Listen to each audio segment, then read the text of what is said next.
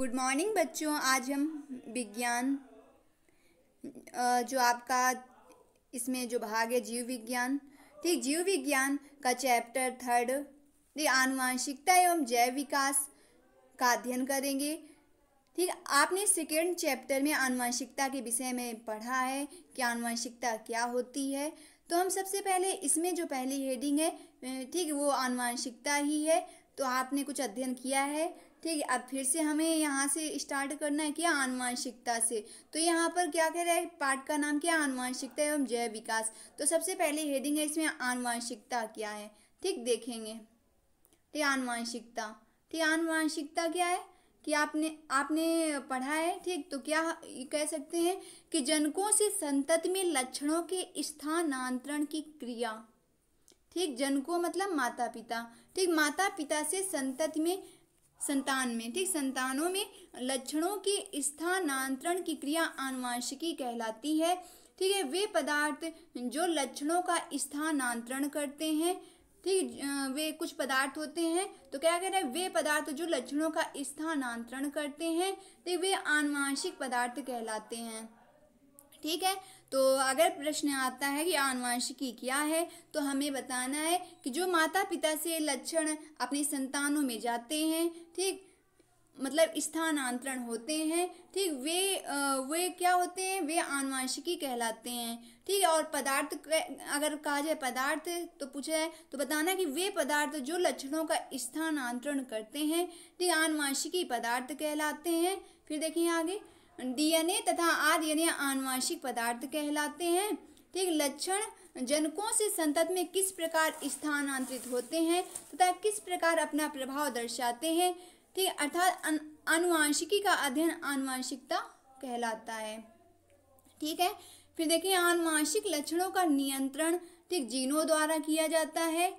ठीक है, तो आनुवांशिकी लक्षणों का नियंत्रण जीनों द्वारा किया जाता है। यह आनुवांशिक पदार्थ तथा जीन कोशिका के केंद्रक में उपस्थित होते हैं।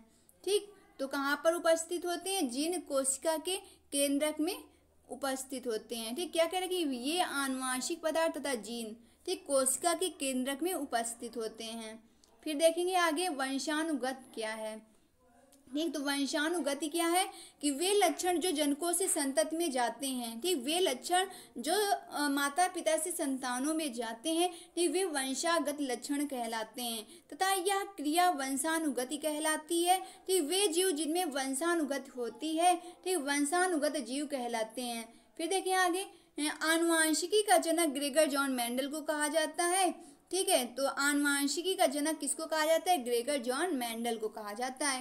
ठीक, इनका जन्म 1822 में, ठीक, इनका जन्म कब हुआ था, 1822 में। कहाँ हुआ था, ऑस्ट्रिया नामक देश में हुआ। ठीक, इनकी प्रारंभिक शिक्षा गिरजाघर में हुई। ठीक है, उसके बाद वियना विश्वविद्यालय में सर्टिफिकेट की परीक्षा में असफल हुए। ठीक, तो ये ये वैज्ञानिक थे ग्रेगर जॉन मेंडल। ठीक, इन्होंने जो वियना विश्वविद्यालय में सर्टिफिकेट की परीक्षा में ये असफल हुए, लेकिन सर्टिफिकेट की परीक्षा में असफल होना उनकी वैज्ञानिक प्रवृत्ति को दबा नहीं सका। ठीक, इन्होंने चर्च में पादरी का कार्य प्रारंभ कर दिया। ठीक है, तथा चर्च में रहकर, ठीक, तथा चर्च में रहकर, ठीक, क्या किया देखें, चर्च में रहकर मटर के पौधे पर वंशागति के लक्षणों का अध्ययन किया। ठीक है, तो क्या किया कि इन्होंने मटर के पौधे पर वंशागति के लक्षणों का अध्ययन किया तथा वंशागति किस प्रकार होती है उन सब का व्यवस्थित रिकॉर्ड रखा। ठीक है, जो जटिल गणितीय रूप में था। तो जो इन्होंने अपने शब्द का जो ये मटर के पौधे पर जो इन्होंने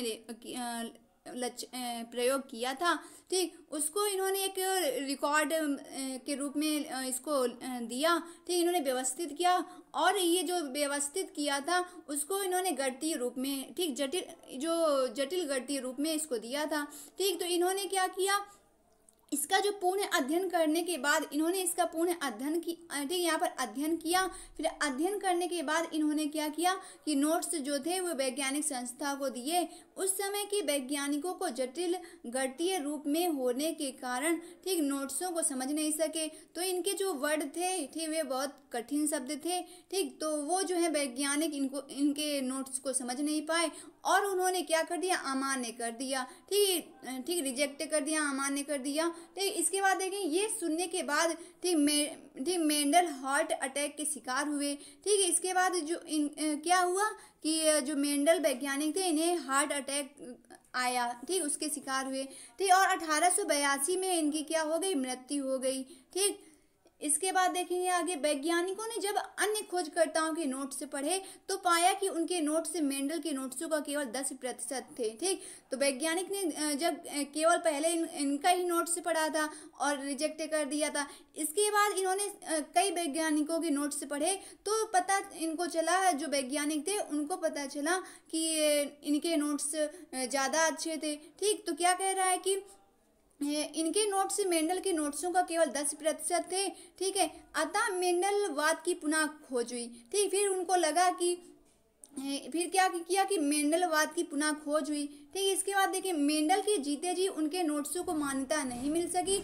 उसके मरने के बाद उसके परिवार वालों को ठीक आनुवांशिकी की उपाधि मिली। तो क्या हुआ कि इनके जो नोट्स थे ठीक को मान्यता नहीं मिल सकी जब, लेकिन ये क्या हुआ कि उसके मरने के बाद उसके परिवार वालों को ठीक आनुवांशिकी की उपाधि मिली। ठीक, आनुवांशिक पदार्थ में आधा आनुवांशिक पदार्थ फीमेल का जबकि आधा आनुवांशिक पदार्थ मेल का होता है। ठीक, मतलब कि जो लक्षण आते हैं वे आधे अपने माता के होते हैं और आधे पिता के होते हैं। ठीक, अगर जो संतानों में जो लक्षण जाते हैं वे आधे माता के होते हैं और आधे पिता के होते हैं। ये ग्रेगर जॉन मेंडल के आनुवंशिकी में दिया हुआ है जो इन्होंने प्रयोग किया था।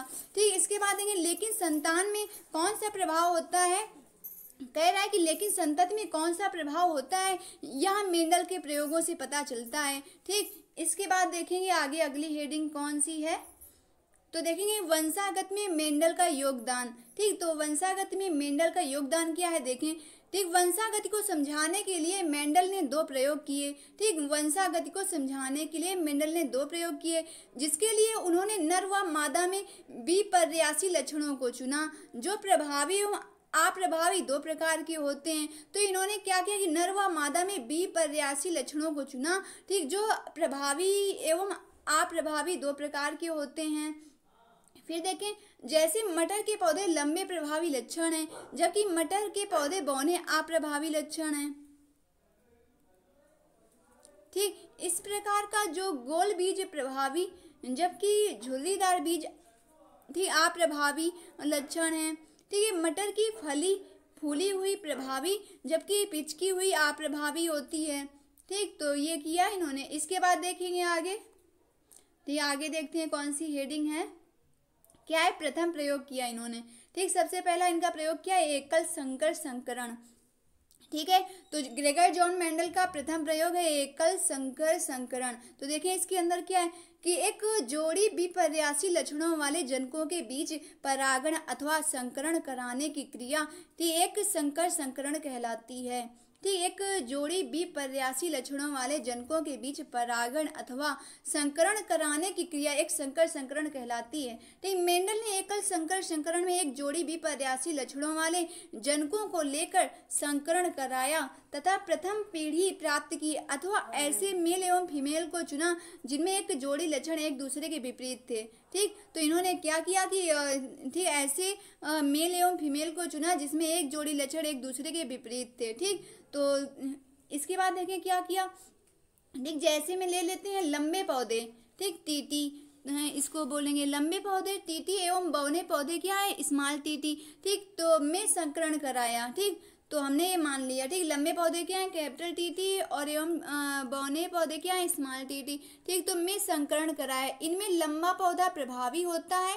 ठीक, तो इसमें क्या होता है लंबा पौधा प्रभावी होता है। संकरण कराने पर अथवा इन पौधे में परागण कराने पर प्रथम पीढ़ी में पाया कि ठीक, इसके बाद देखेंगे संकरण कराया और प्रथम पीढ़ी प्राप्त की अथवा ऐसे फीमेल को चुना जिसमें क्या था एक जोड़ी लक्षण थे एक दूसरे के विपरीत थे। इसके बाद देखें इतना हो गया था। तो इन पौधे में परागण कराने पर प्रथम पीढ़ी में पाया कि सभी संतति पौधे लंबे पौधे, ठीक, लंबे क्या हुए, सभी संतति पौधे लंबे पैदा हुए। ठीक, तो जब इन्होंने क्या किया कि ठीक संतति पौधे सब क्या हुए, लंबे पैदा हुए। ठीक, अर्थात केवल प्रभावी लक्षण ने ही अपना प्रभाव दिखाया। ठीक, जिसे प्रभाविता का नियम कहा गया। ठीक, इस प्रयोग में प्रभावी लक्षण अप्रभावी लक्षणों के प्रभाव को दबा देते हैं। ठीक, तो क्या करते हैं कि इस प्रयोग में प्रभावी लक्षण अप्रभावी लक्षणों को के प्रभाव को दबा देते हैं। प्रथम पीढ़ी में 4 संतति प्राप्त हुई जो चारों लंबी थी। ठीक, इसके बाद देखें अप्रभाविता का नियम।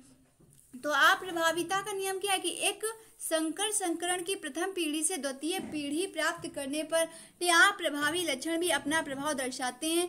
ठीक, जिसे अप्रभाविता कहा जाता है। फिर देखें इसके बाद द्वितीय प्रयोग क्या है। ठीक, द्वितीय प्रयोग हेडिंग डालेंगे द्विसंकर संकरण। तो इसके अंदर हम लिखेंगे कि 2 जोड़ी विपर्यासी लक्षणों वाले जनकों के बीच संकरण कराने की क्रिया, ठीक, क्या होता है, द्विसंकर संकरण कहलाती है।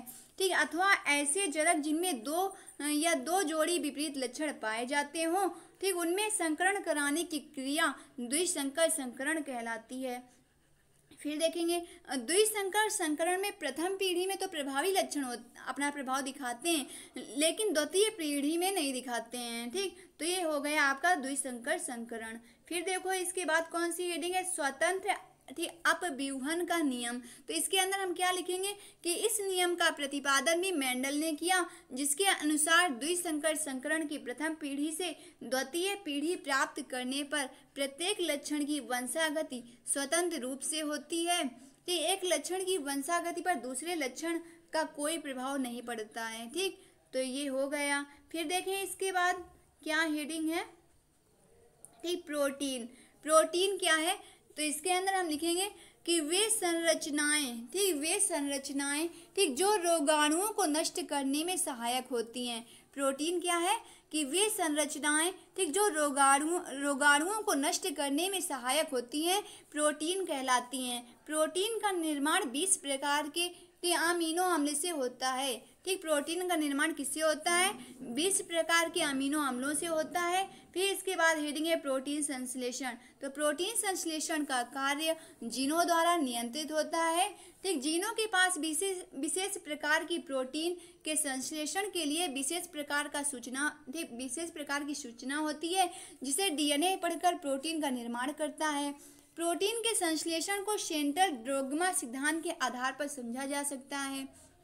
सेंट्रल डोग्मा सिद्धांत के आधार पर समझा जा सकता है, जिसका प्रतिपादन क्रिक नामक वैज्ञानिक ने, जिसके अनुसार डीएनए क्या है, डीएनए प्रोटीन संश्लेषण का निम्न प्रकार, ठीक, क्या करता है, देखें आगे, सर्वप्रथम डीएनए अनुलेखन कर आरएनए का निर्माण करता है। ठीक, तो क्या करता है, सर्वप्रथम डीएनए अनुलेखन कर आरएनए का निर्माण करता है। इस आरएनए का रूपांतरण प्रोटॉन में हो जाता है। फिर देखेंगे इसके बाद, ठीक, इसके बाद क्या हेडिंग है, लिंग निर्धारण।